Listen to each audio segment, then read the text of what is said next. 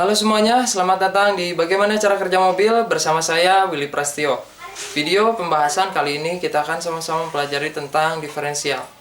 Apa itu diferensial dan bagaimana cara kerjanya? Mari kita mulai. Nah, jadi di sini telah saya gambarkan diagram dari sebuah mobil berpenggerak roda belakang dengan konstruksi yang seperti ini jikalau kita lihat dari atas. Nah, ini kedua roda depan, sedangkan yang ini kedua roda belakang. Jadi ini adalah mobil front engine rear wheel drive, atau dalam bahasa Indonesia mesin terletak di depan, sedangkan roda penggerak yakni di bagian belakang. Dan inilah diferensial. Seperti yang Anda pernah lihat di bagian bawah mobil, yang ini sebuah komponen yang terlihat bulat jika Anda melihat sepintas, dan ini adalah propeller shaft.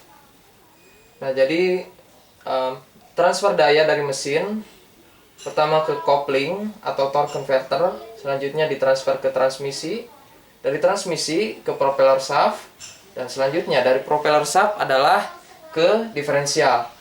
Nah, jadi diferensial ini berfungsi untuk membagikan torsi. Membagikan torsi maksudnya di sini adalah membagikan torsi kedua roda ke kedua roda bagian belakang, dan selain dibagikan ke roda kiri dan kanan, itu kedua roda kiri dan kanan itu dibedakan putarannya atau kecepatannya. Dan saya tulis di sini memvariasikan kecepatan tiap roda. Nah, jadi jikalau Anda pernah menonton video di Bagaimana Cara Kerja Mobil dalam yang berjudul Ackerman Steering, itu dijelaskan bahwa mobil pada saat berbelok itu tidaklah sama putaran kedua roda kiri dan kanan, baik depan maupun belakang itu berbeda.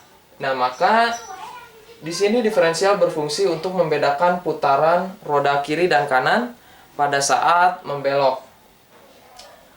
Nah, jadi bagaimana konstruksi dari diferensial itu selanjutnya akan saya jelaskan. Nah, ini konstruksi diferensial secara umum ya. Ini adalah final gear, yang ini adalah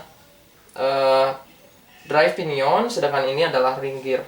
Nah, jadi dari propeller shaft, jikalau ini sambungan dari propeller shaft dan ini propeller shaft tersambung ke drive pinion, jikalau drive pinion berputar berlawanan arah jarum jam, dari sini ring gear akan berputar ke arah depan. Nah, maka dari ring gear itu ditransfer ke kedua poros, baik poros kiri maupun poros kanan dari kedua roda belakang. Nah, konstruksi yang lebih jelasnya lagi telah saya gambarkan di sini. Jadi dari drive pinion gear itu ditransfer ke ring gear, yang mana ring gear adalah komponen yang berwarna hitam di sini. Nah, jadi pada saat drive pinion berputar, misalnya ke arah ini atau berlawanan arah jarum jam, maka ring gear beserta differential case dan pinion shaft itu akan ikut berputar bersama ring gear. Nah, jadi pada saat drive pinion berputar, ring gear pun ikut berputar seiring dengan differential case dan pinion shaft.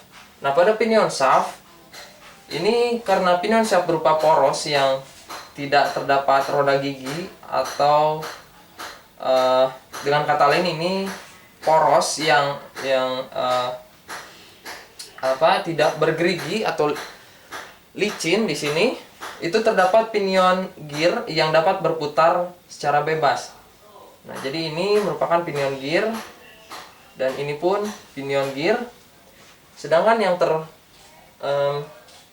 pasang di antara kedua pinion gear yakni bevel gear, Dua komponen ini adalah bevel gear yang terpasang bersama axle shaft. Nah, pada saat drive pinion berputar, maka ring gear berputar. Selanjutnya dari ring gear yang terpasang ke differential case itu ikut berputar, maka pinion shaft itu ikut berputar bersama dengan pinion gear. Nah, dari sini pada saat pinion shaft berputar,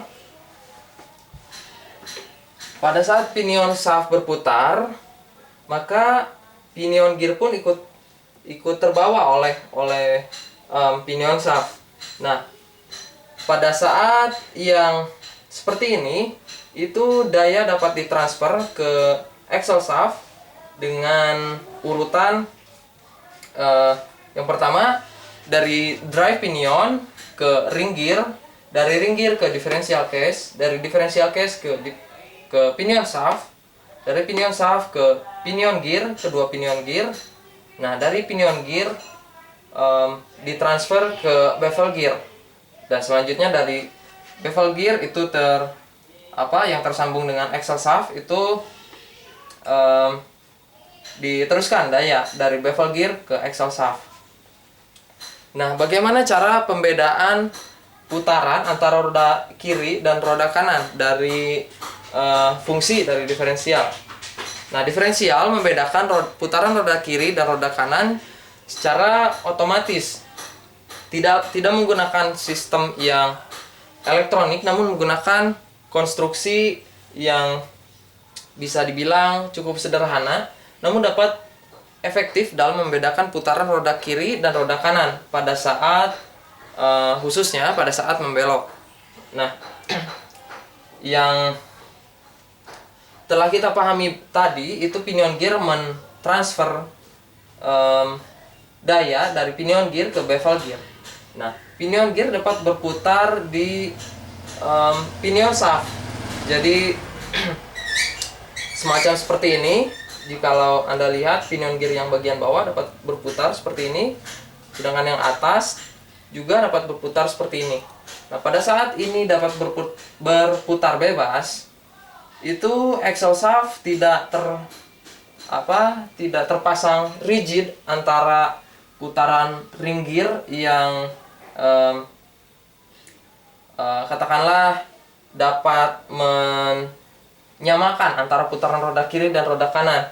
Nah, dari sini karena pinion gear dapat berputar dengan bebas, maka axle shaft dapat berbeda putarannya antara yang kiri dengan kanan. Nah, misalnya jikalau mobil ini sedang membelok ke kiri, nah maka tahanan yang lebih besar antara roda bagian kiri dengan roda bagian kanan adalah roda yang bagian kiri, karena seperti yang kita ketahui sebelumnya pada video Ackerman steering, pada saat mobil membelok ke kiri itu roda bagian luar atau di sini roda bagian kanan itu berputar lebih cepat, maka dapat dikatakan di sini terdapat semacam tahanan.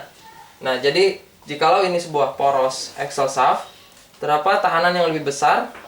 Pada saat mobil membelok, ini terdapat tahanan yang lebih dibandingkan dengan axle shaft yang bagian kanan. Nah, maka konstruksi dari bevel gear dan pinion gear di sini amatlah berfungsi. Nah, jadi pada saat drive pinion berputar dan selanjutnya ditransfer ke ring gear, lalu ke differential case, lalu ke pinion shaft, itu karena axle shaft yang sebelah kiri terdapat tahanan, maka jikalau ini diam, sedangkan drive pinion memutarkan differential case atau pinion shaft dan bahkan memutarkan pinion gear, ini pinion gear akan berputar mengelilingi bevel gear sebelah kiri.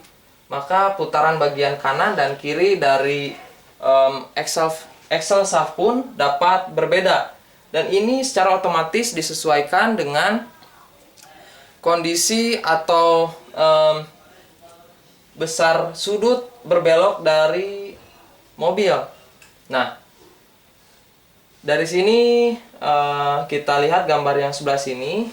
Ini maksudnya adalah bahwa drive pinion itu dapat berputar ke arah searah jarum jam atau berlawanan jarum jam. Ini tergantung pada persneling atau pemilihan roda gigi pada transmisi. Jadi ini pada saat misalkan pada saat melaju ke arah depan, ini kita ambil contoh ke arah searah putaran jarum jam. Nah, pada saat mundur itu berlawanan arah jarum jam. Nah, dari sini pada saat mundur pun diferensial pun bekerja untuk membedakan putaran roda kanan dan kiri dari sebuah mobil. Nah, itulah penjelasan mengenai diferensial dari bagaimana cara kerja mobil bersama saya, Willy Prasetyo.